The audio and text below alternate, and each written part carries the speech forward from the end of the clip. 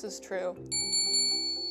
One of the things that the myeloma cells do in the bone marrow is interact with the normal bone cells.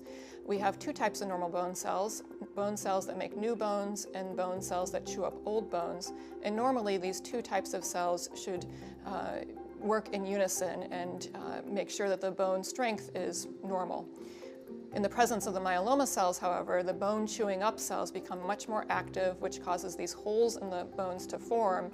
These holes weaken the bones, and unfortunately many patients then have fractures in those areas.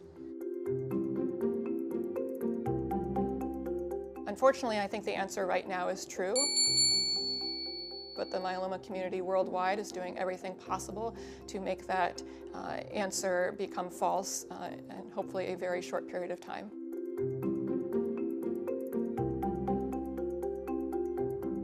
This is false.